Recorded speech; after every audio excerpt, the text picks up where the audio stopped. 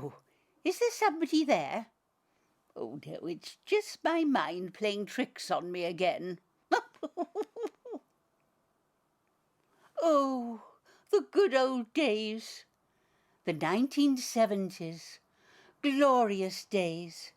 When I was just a young whippersnapper, a flibberty-gibbet, a hippie chick who got her kicks on the streets of Bath, a groovin' and a movin' as the mood took me. I was one of a gang, you know. Well, not really a gang. We preferred the term radical collective. That meant we liked to do things in our own way. We'd do it where and when we wanted, but of course we always made sure there was a dose of fun and creativity mixed in. Oh, those were the days. I thought they'd never end. I was wrong. They did.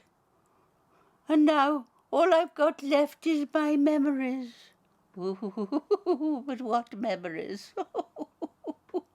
Oh, my memories. My memories. Oh, my memories.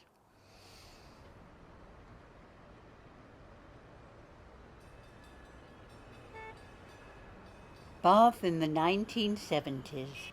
A quiet place where very little happened. The streets were dull and grimy. Everything seemed to be in black and white.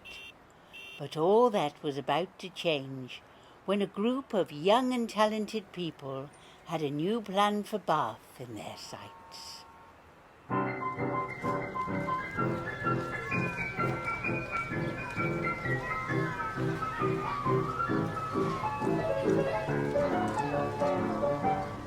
The grey bridges and down from the crescents we'd run to you. Though many amongst us were children and youngsters away from you, no site for council car parks, excess roadworks and new hotels. We need no interference or site clearance.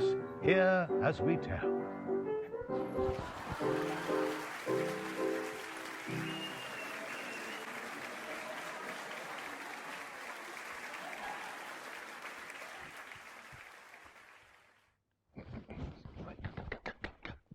Stirring words there from the Walcott National Anthem.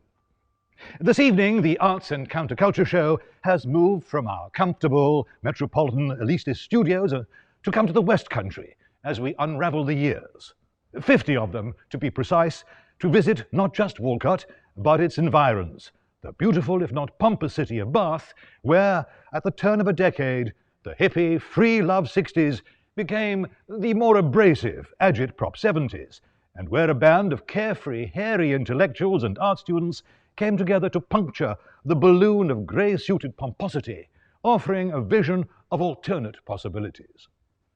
I'm Jeremy Braggart, and joining me for this special retrospective programme this evening, we have some of the authors and collaborators of a newly published book about the period.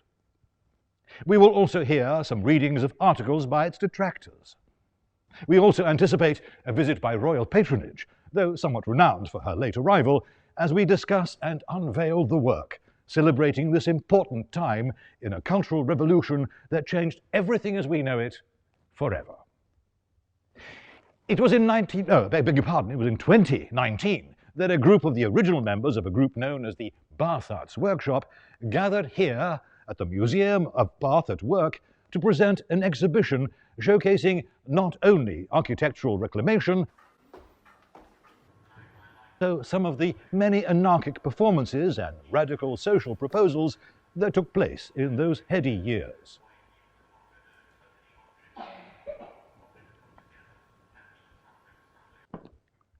With me now is Stuart Burrows, director of this very museum. Stuart, tell us a little more. Well, the museum is concerned with the city's commercial and social development. It's a local history museum, and I've had a long-felt want over the years for an exhibition about something of a more recent period. And given the contemporary concerns with the environment and climate change and so on, it seemed appropriate that something from the 1970s would be just the thing. And serendipitously, very good, the Bath Arts Workshop approached me about a possible exhibition, and it seemed just the ticket.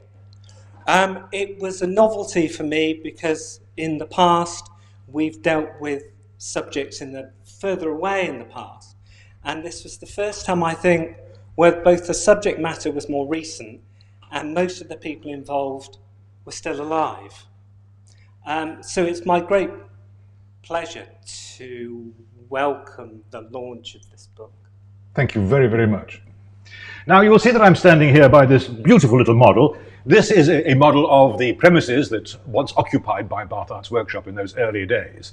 And its designer and creator is here with us now, Andrew Hume. Andrew, I wonder if you could say a few words about this wonderful exhibit. Well, the idea really was just to make what is an automata. And if you see the handle yes, on the side there, would you like me to crank it now? Turn it slowly.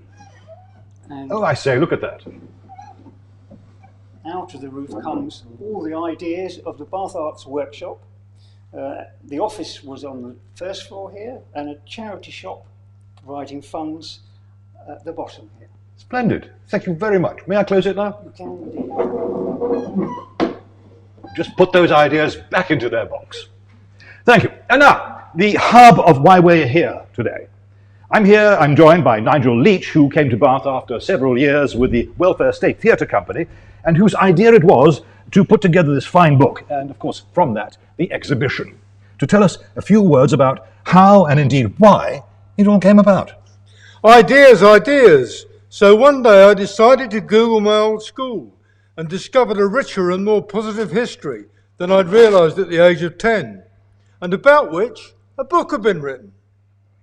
That prompted me to Google Bath Arts Workshop, expecting to find new accounts on it, but there weren't none, except mention of the Natural Theatre Company, which is still flourishing.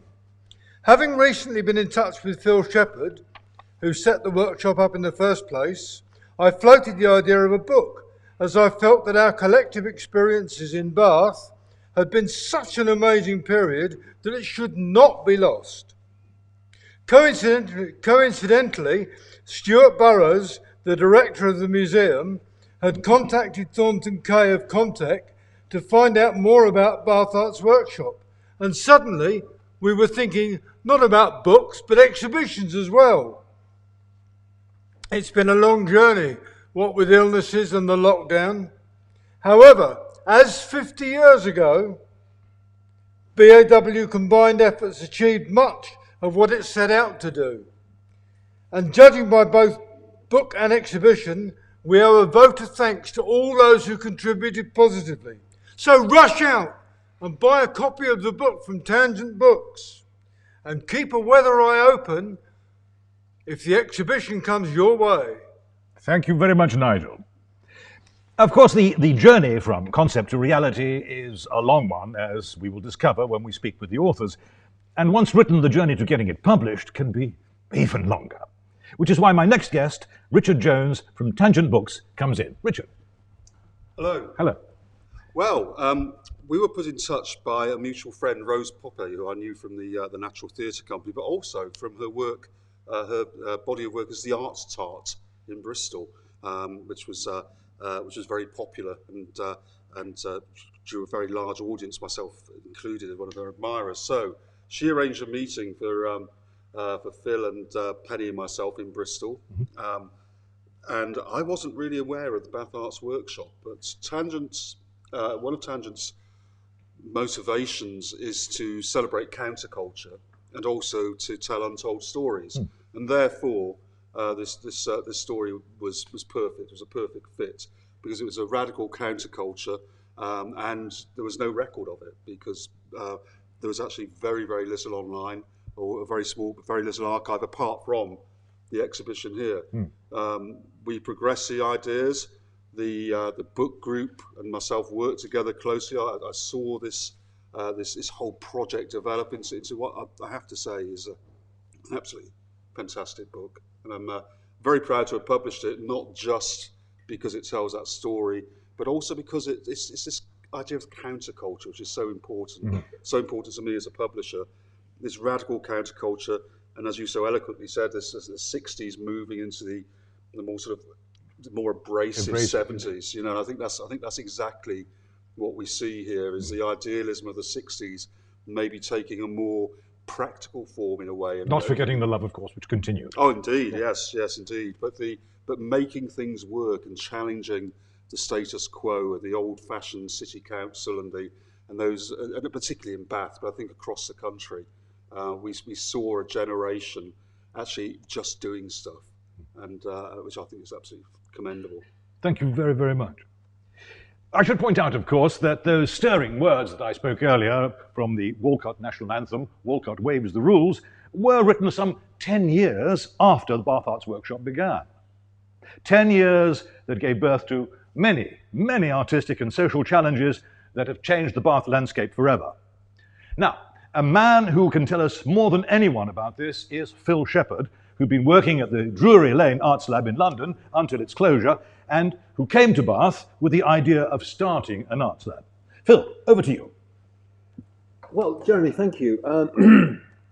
You're right. My friend Ross and I came down, joined very quickly afterwards by Abel Lawrence, to do that very thing, set up an arts lab. But actually what then happened exceeded our wildest expectations, you could say. We had some ideas which we were taking forward. We ran an event in the park in 1970. And this was all but we were very quickly joined by other people.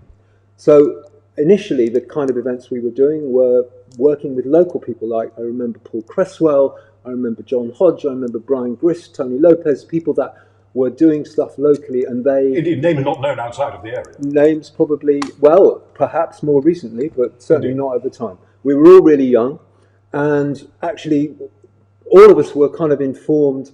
I was informed particularly by the experience I'd had working at the Arts Lab, where it was possible to it was an experimental arts workshop where it was okay to fail, and now and again someone would succeed spectacularly. And I loved all that. I loved that idea of the freedom being based on a collective experience rather than on a kind of individualistic kind of concept of freedom.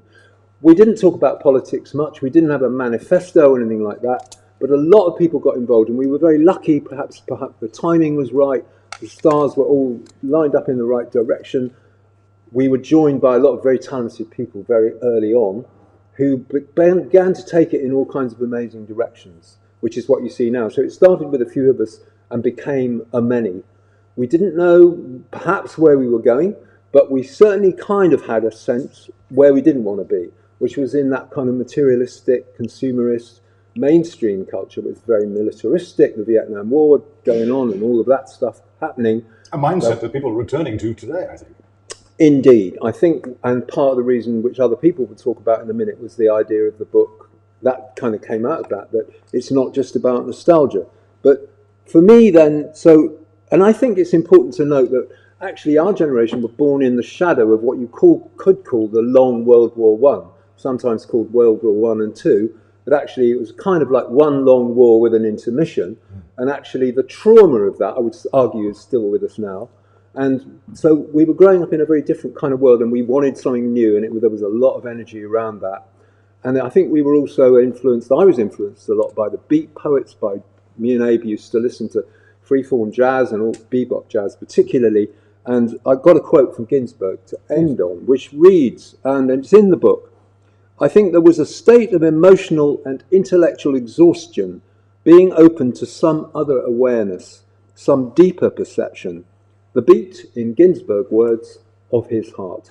Indeed, so. The heart, not the his. Heart. Any heart. Everyone's Any heart. Our hearts, yeah. So, an ideal moment, I think, to have our first reading from an article written in the Bath Evening Chronicle on the 19th of August, 1970, read by Rose Popinjay.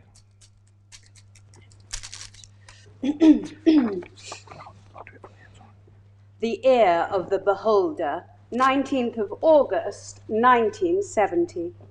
Guildhall officials are wondering what to do with a solitary complaint that has turned up after Bath Arts Workshop event in Royal Victoria Park. The person who is making a fuss claims he heard obscene poetry being read out. Others who were there are wondering how he heard anything at all. There was only one tiny amplifier and it had broken down.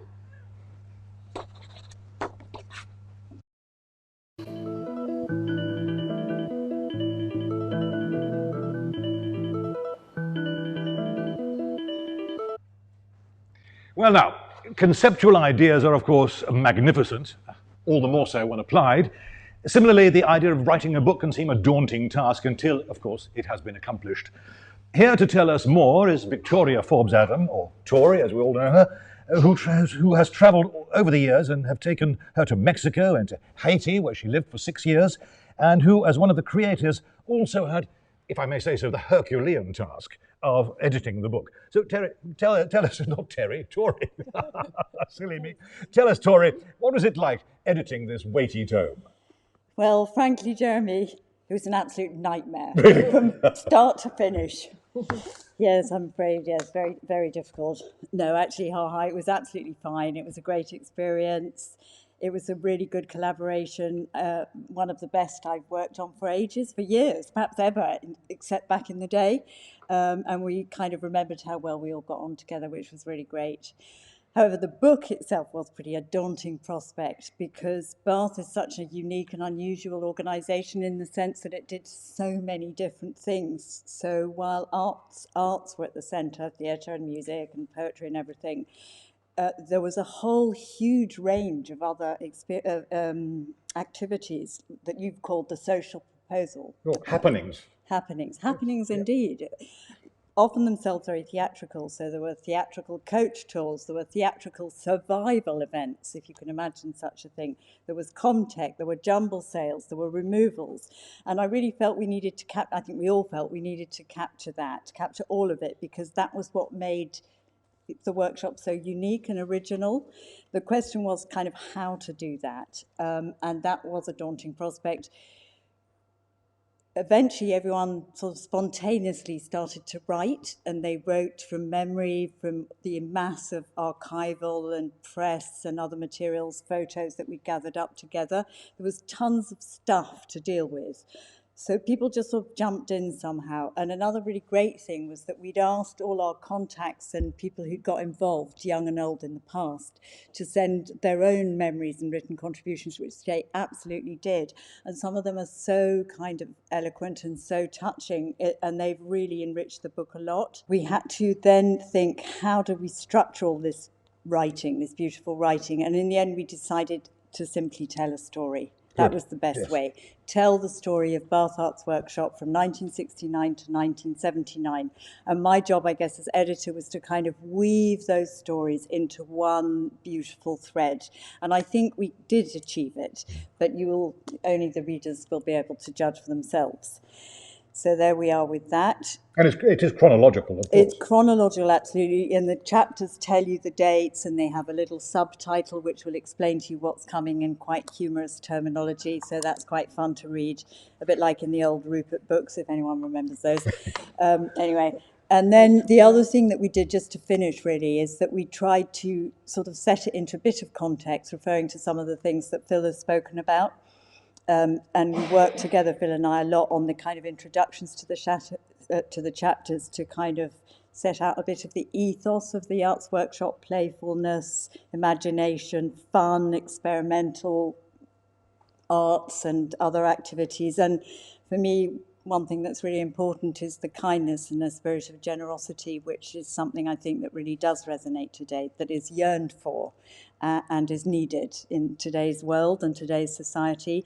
And so just to finish, I wanted to say that kids played a great part in our workshop, and they loved it. They all loved it, and they were audience members at all our most abstract and bizarre events, which was terrific, and they kind of got it and they understood it all. And Tessa Beeching wrote a really very sweet note in which she described her 7th birthday at the Walcott Village Hall. And she said none of her invited guests turned up, but the whole of the Natural Theatre Company did in costume, and she had a wonderful birthday. So I think I'll leave it there. Back over to you, Jeremy. Thank you. How lovely.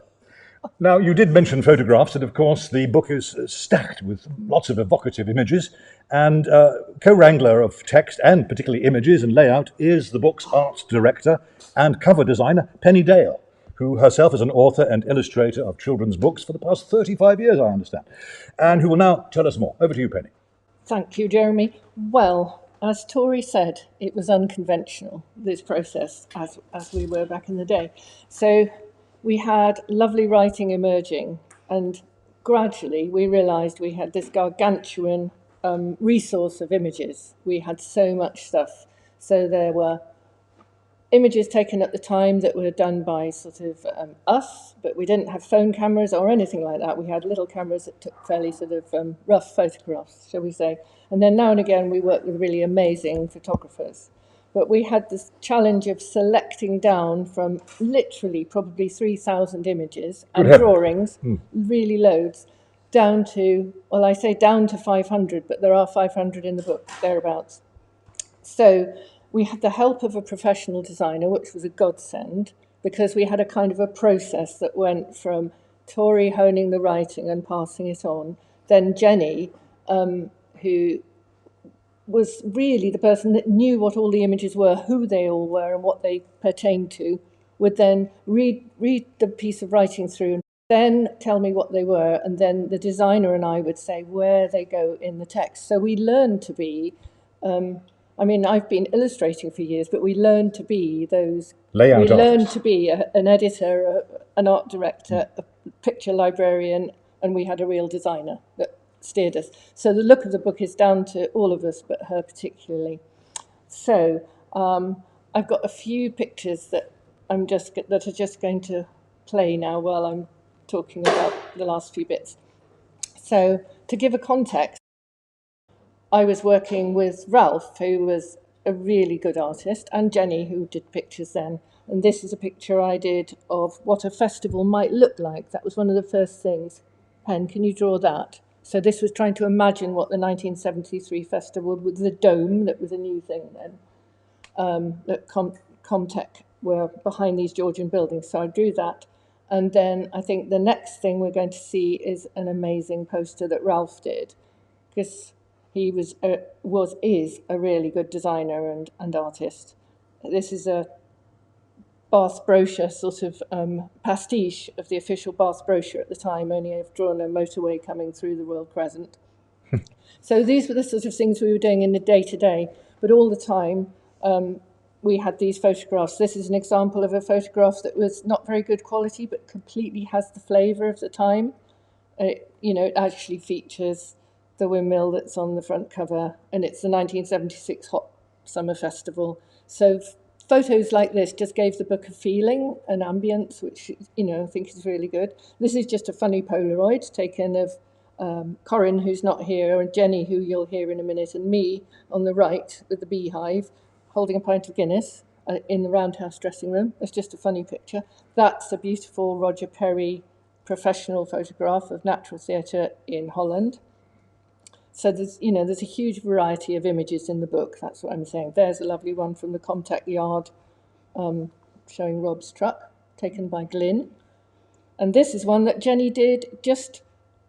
Jenny, we haven't got a picture of what it was like in the back of a van when we were touring, coming home late at night. A massive squash to squeeze. Absolutely, with drum cases and people all lying on top of everyone and a load of old muddle.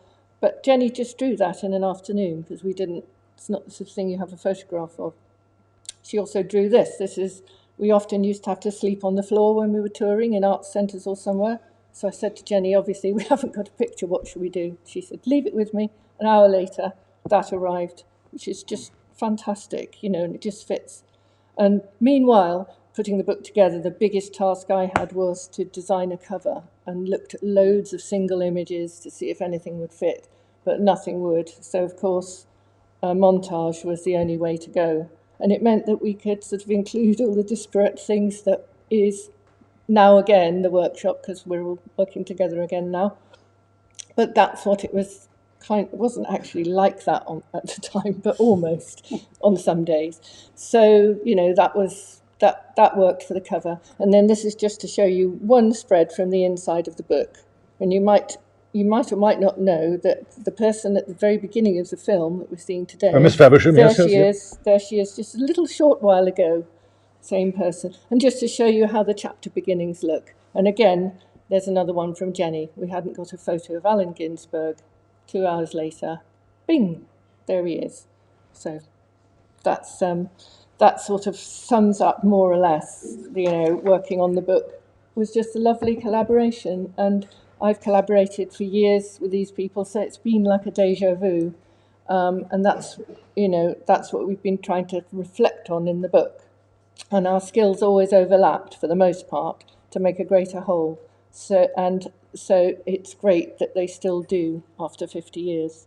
Thank you very much, Penny, and thank you also to all those unnamed photographers whose work is in the book. Some splendid stuff there. Exactly, yes. Here. I think it's a perfect opportunity now to have another amusing article from the local paper, read for us again by its art critic, Rose Popinjay. 4th of September 1976.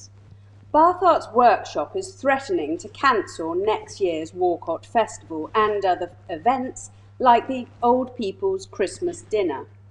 Workshop spokesman Ralph Oswick feels bitter that the council should have responded so dramatically to a handful of complaints about the festival. He admitted that on the last night of the festival the music did run 15 minutes over the midnight deadline, and that he used a 4-letter word over the PA system.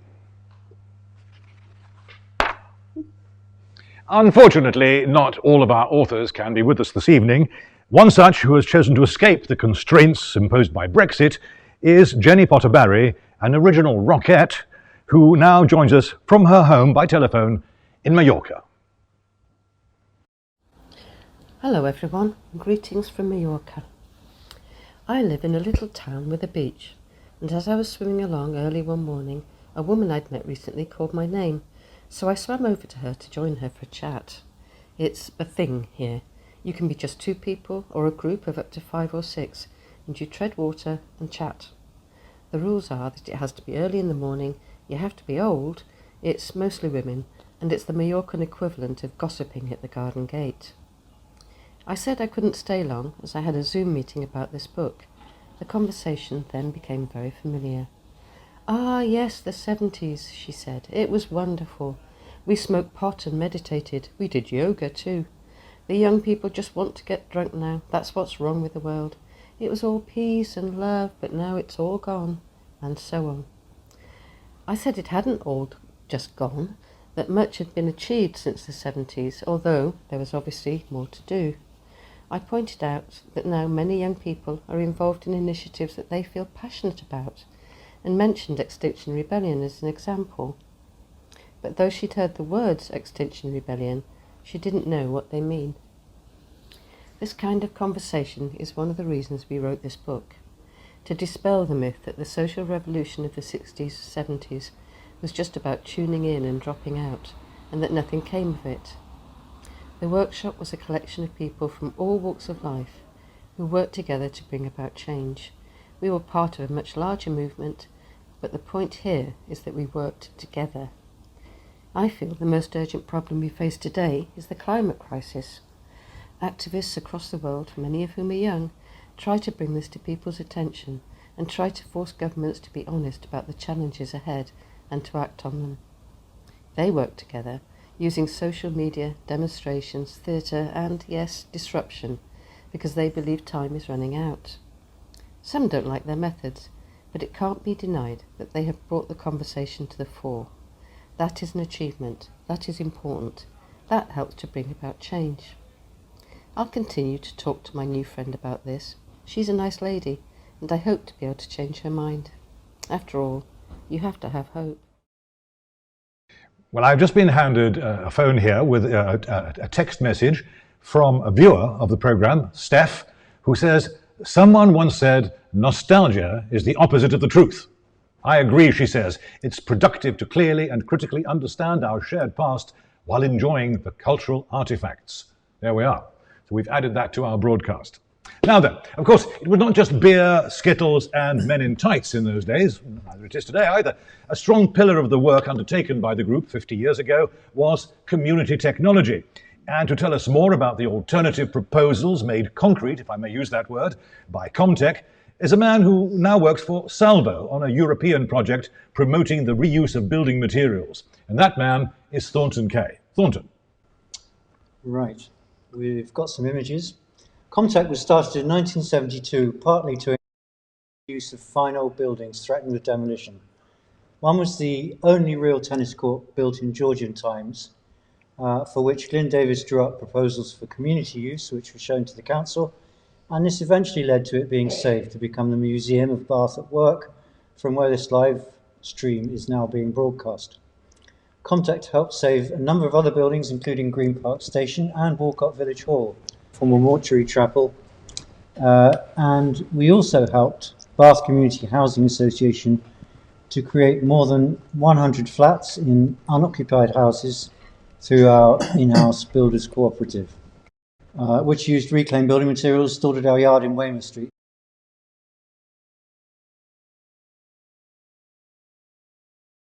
The drawing here shows a wind generator, geodesic dome, solar thermal, and heat pump.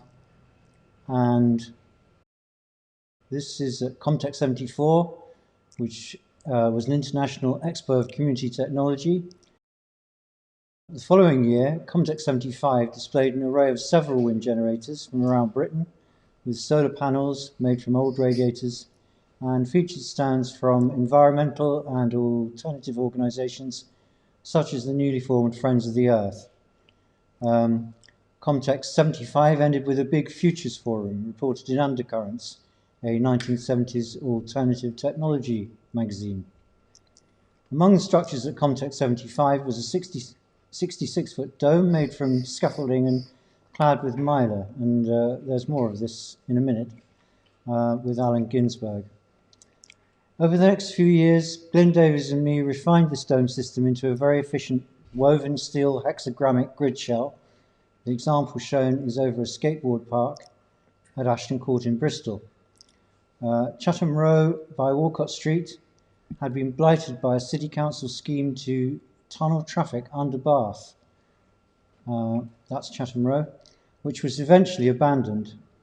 A few of the houses in this rundown terrace were renovated by Walcott Builders, another offshoot from Comtech, with architectural help from Glyn Davis. By then, Comtech had fragmented. Walcott Reclamation, the UK's first architectural salvage yard, started by Rick in 1976 in a large Victorian builder's yard on Walcott Street, is shown next. Apart from rooms full of salvage, antique fireplaces, reclaimed doors, old baths and the like, it also had a great cafe and around 20 artists, studios and crafts workshops. Walcott Rec became world-renowned in the 1980s. And that's an isometric of Walcott Rec by Glyn.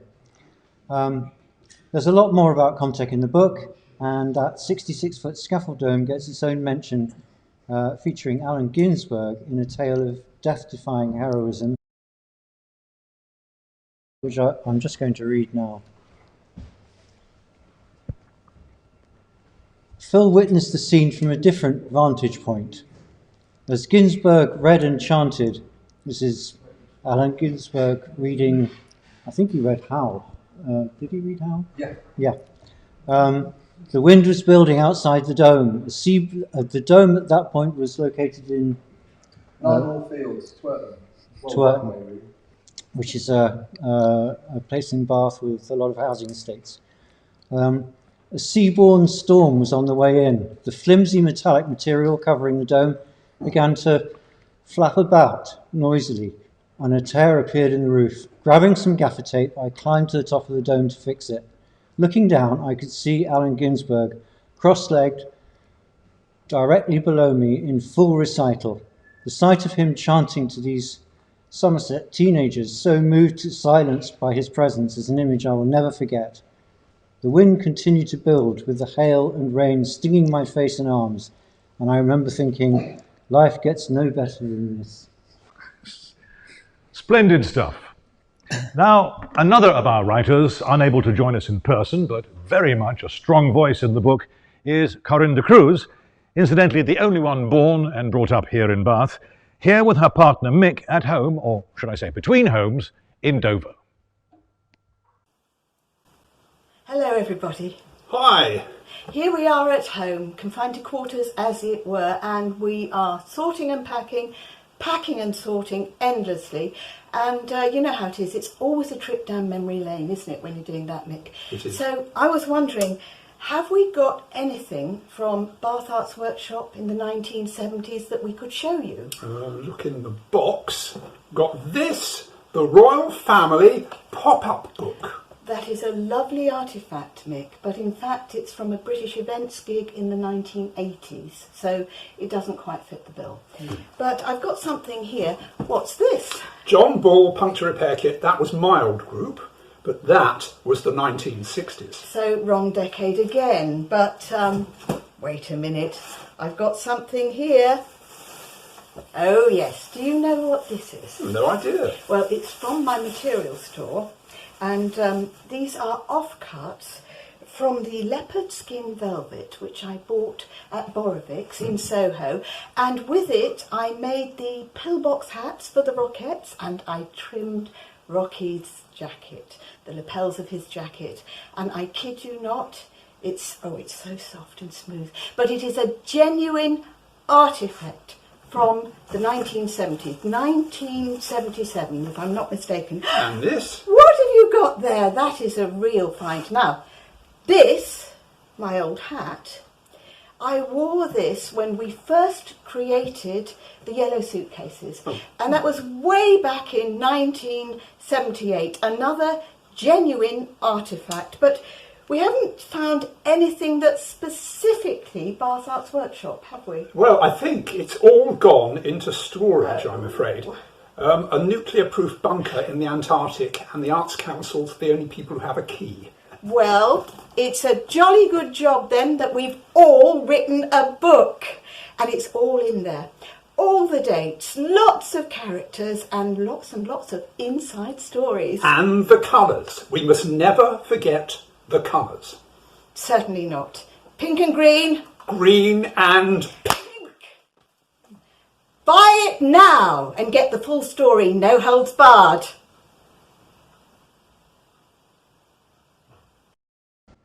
I've just been handed another screenshot of a tweet sent from Mr. somebody called A. Noble, who says, "We'll never forget what the Bath Arts Workshop did for the people of Walcott."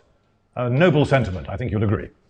So, you know that Men in Tights were still very much a part of the scene and at the forefront of the shenanigans of the group, with the birth of a touring theatre company still very much at the top of its game. Though you came from an art school background and not very far removed from the theatre world at the time, you arrived fresh-faced, wearing a bowler hat and an orange, I've been told, and you arrived there in the scene in those times. And here he is, the very man who arrived there, Mr. Brian Pope, who will now tell us a little more. In 1969, the first manifestation of what would become the Natural Theatre Company took shape. Over the next 10 years, the company became an essential adjunct to all the other activities of the workshop. Everything was done with an air of theatricality. We mainly performed outdoor shows, and the shows became more sophisticated the more we toured them. Take the normal weird faceless characters in black suits, bowler hats, silver masks, all marching along in strict order and carrying out absurd tasks with military precision. They might be civil servants, bureaucrats, spies, fascist undercover police, but one thing they had in common was they were all out to get you. We did theatrical coach trips, taking a coachload of artistes and an audience away for a couple of days to the seaside, performing on the way to both our audience and to local people. An indoor show of the time was an Amdram play entitled The Respectable Terrace. Being a melodrama for an all-woman cast, cross-dressing was essential. Inevitably, The Respectable Terrace, although hilarious, turned out to be the most bizarre thing we ever did. We also created pieces that were inspired by local politics. One such was the Smart Party. It was a response to us being called scruff bags in the local press. But our most memorable show was Rocky Ricketts and the Jet Pilots of Jive, featuring the fabulous Rockettes. Rocky was an ageing rock star, making yet another comeback, and the show a mixture of rock, pantomime and comedy, which by the time of its demise had travelled across Britain and Europe and made an LP. At the time all this was going on, another quite separate theatre company was emerging from the Arts Workshop. This was a purely visually based group known as Exploded Eye, a company of artists and musicians who produced the most memorable and compelling sounds and images. Now, those of you with a keen ear will have noted that young Miss Popinjay, our Georgian journalist over there, has a name very similar to that of her father, Brian Pope. So what better time, I think, than to ask her to read another one of her articles from the local rag. Rose. 30th of August, 1974. A Bath Eastern man has lodged a formal complaint with the police about a procession which took place as part of the Bath Arts Workshop last festival. Mr. Edward Brent of Belbrick Lane described it as the nearest I have witnessed to a black mass procession. They were dressed up as undertakers, devils and witches. As they roamed through the city streets, as if their mode of dress weren't enough, they walked in a funereal-like manner with dirge-like music for backing. Thank you, Rose. You know, I feel that your writing talents will continue to thrive as the legacy of Bath Arts Workshop's social guerrilla activities resounds for another 50 years. Well, it would appear that our royal visitor has been caught up in the old normal of Bath's traffic nightmare, a nightmare that may have been assuaged by the very Buchanan Tunnel that so galvanized these young people all those years ago to come together in protest. So instead, we will wrap up this evening's show, and how better than with a few more words yet again from Mr. Phil Shepard. Phil. Thank you, Jeremy. And yeah, I mean, what can I say? When I wrote the letter to Bath City Council in 1969, it proposed a centre where people could come together and make art, and that would be a wonderful thing to happen. And it actually happened, thanks to, so it started with a very few of us, but it very rapidly became a lot of us. And we worked together, as Penny eloquently described, as other people have alluded to along the way, to create something I like to think was really special, and something that we're commemorating now 50 years on. And the very specific things, we've mentioned the Natural Theatre Company that continues to thrive. Other things came out of that have gone on. Thornton and Glyn and others were involved, and many others were involved in setting, Rick Knapp particularly, in setting up the Walcott Reclamation Yard, which went on then, Thornton went on to set up the Salvo, international reuse and reclamation of building materials across an architectural materials across the globe. So Bath Fringe Festival is another, very much considers itself, I think it's coming up to its 40th year next year. We look forward to joining them for that celebration, and they acknowledge the provenance that they drew on from what we'd done originally, but of course they've taken it to new heights and in kinds of amazing ways over the last few decades. So we're not trying to say, look, we did something really special that needs to be replicated. We're saying we did this then, hopefully it's of some interest, some inspiration, and that maybe there's some useful bits and pieces that we can discuss and talk about that might help us all take things forward with yet new direction. I am very struck. I've just been doing a master's thing at the university, and I found out a lot about the Zapatistas in Mexico, in which they talk about a world in which many worlds can live, a world in which it's possible, like we've talked about, where difference is acknowledged and celebrated rather than becoming a thing to fight about. And that's the kind of future that I would hope we're going to build together. And I'll read a quote from Rebecca Solnit that She's a feminist essayist, and because at the moment there's a lot of reasons to maybe feel a bit gloomy, but equally one can go, well, okay, I'm going to be optimistic about this, but actually she argues that neither optimism nor pessimism are really appropriate because they drain away our capacity to care, to try, to fight for things, to be otherwise, without necessarily knowing what the outcome will be. You can do what you can, she wrote. What you've done may do more than you can imagine for generations to come. Splendid, splendid. What? Ladies and gentlemen, apparently I'm happy to announce that our royal visitor and a notable patron of the arts, Lady Margaret Oswick, has arrived at the 11th hour.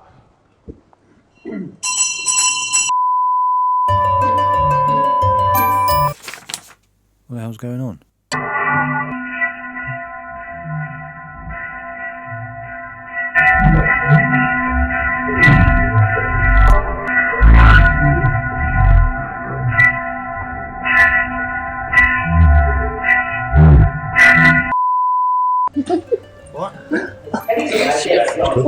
Coming back there because we could get first stops on the champagne.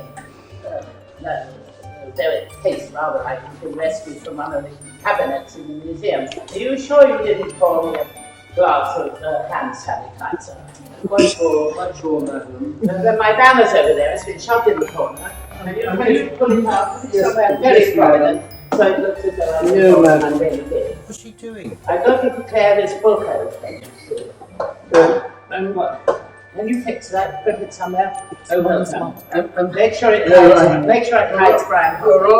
I'm afraid you're rather wrinkly and wobbly, madam. Yes, well, get personal. I've got to declare this book open. I read it today and it said something peculiar. It said I, Lady Margaret, used to draw a circle in birdseed and carpet and stand in the middle and bite the head off a robin. I don't remember doing that at all. I think you did, madam. You think so? I think not. Listen, I've got to wait until the red light comes on. Or is it the green light? Well, when the light comes on, I've got to draw it. It's an enormous book. It makes a very nice drafting through. Yeah, so all the lights on, We're on.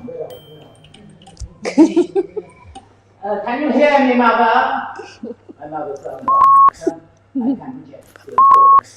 My lords! There might be some lords here. Some of the arts workshop people were quite posh on the choir.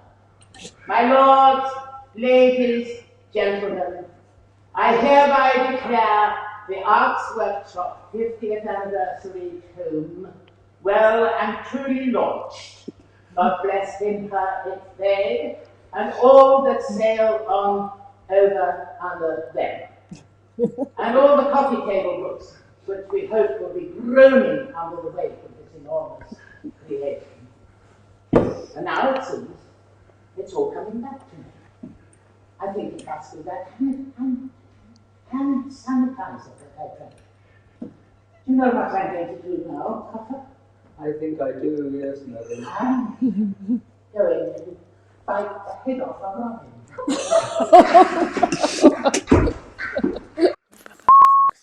Oh, you're so horrible. Bible book, Was that all right? Marvellous, Lady Margaret. No, Beautifully. Thank you so very much. No, just a moment. Just one moment. I forgot. 3 cheers for the Bath Arts Workshop. Hip hip. Hooray! It's hurrah in Bath. Hip hip. Hurrah! I think 2 is enough. I'm not going to Let's have another drop of this petrol. Thank you. Where's the cabbage? So there you have it. It, of course, being not only that we offered many alternatives to life and art and society of the period, but we embraced the elderly which we have obviously all become. Our affection for older ladies, from Miss Faversham, as you saw in the film, to Lady Margaret and many others, was made manifest by one in particular. May Branch, oft-times Queen, Matriarch, and BAW figurehead. From the Arts and Counterculture show, tonight from the surprisingly articulate provinces, this is Jeremy Braggart wishing you all a very good evening. Take it away, May.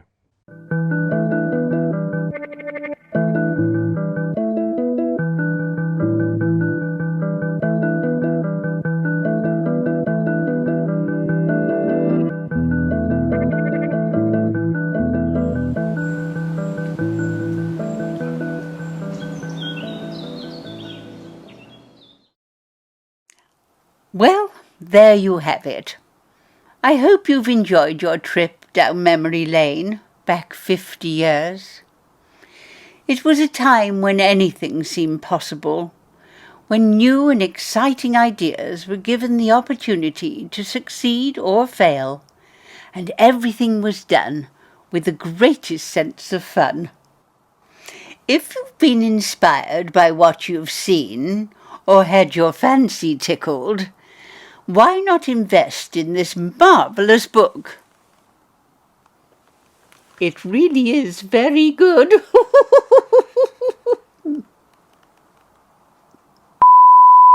That was lovely, Jack. Can we just do one more take? Oh, for heaven's sake, I've had enough. Oh, my feet have gone to blinking sleep. Oh, for sake. Oh, ow.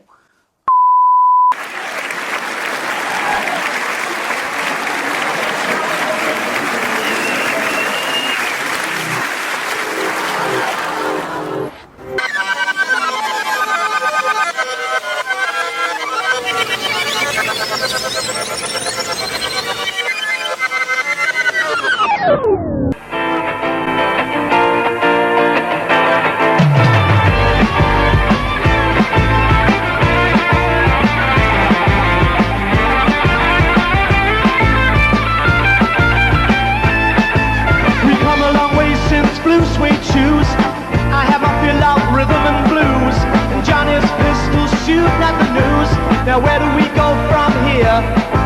Remember the days of 1965, wondering if those boys are still alive. Well, that kind of music always will survive. And where do we go from here? Where do we go from? I'm looking for where do we go from? A new direction. Where do we go from? And I'm waiting for where do we go from? Something to happen.